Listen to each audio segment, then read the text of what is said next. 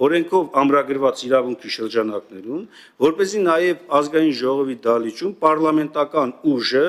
հանրային քննարկում կազմակերպի, ինչու ոչ նաև պետական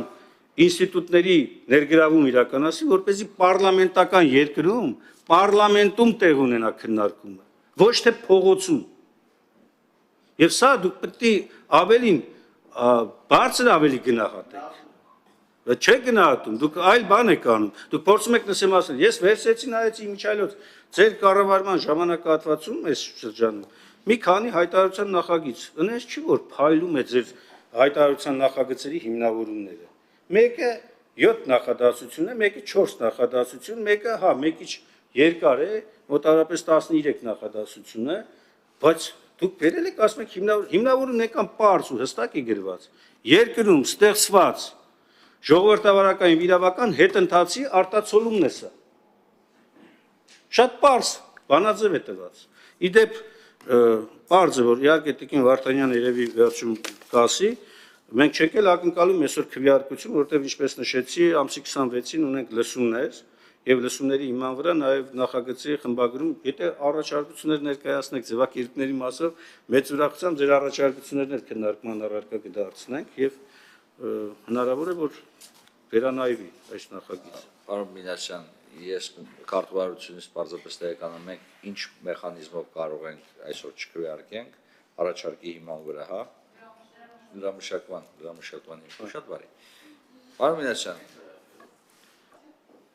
չենք քվեարկելու, եթե չենք քվեարկելու արեք առաջարկում շատ կարճ ամփոփում, ես երկու բան պիտի ասեմ, էլի չեմ կարող չասեմ։ Մեկը խոսալու եք։ Ես չեմ ասում եմ, Կիպրոսի քաղաքացի լինելը վատ է, բայց այսքան բան ասեցի։ Ես ասում եմ,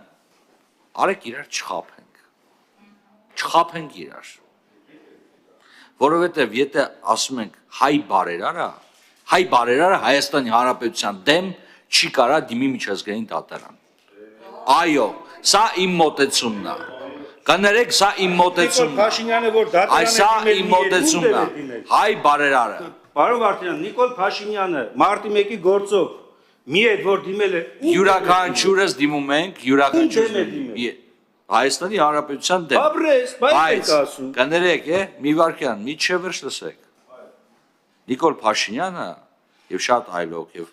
Փարմանյանը եւ այլոք մնացած գործերով իրենք որպես քաղաքացի դիմում են Հայաստանի Հանրապետության դեմ։ Սամվել Կարապետյանը կներեք այն գործընթացը, որը ծավալվել է, եթե չեմ սխալվում, Ստոկհոլմի արբիտրաժային դատարանում, այնտեղ Պարոն Կարապետյանը հանդես է գալիս որպես Կիպրոսի քաղաքացի եւ դիմում է Հայաստանի Հանրապետության դեմ։ Սա տարբերությունն է։ Արեք ընդունենք, որ սա տարբերություն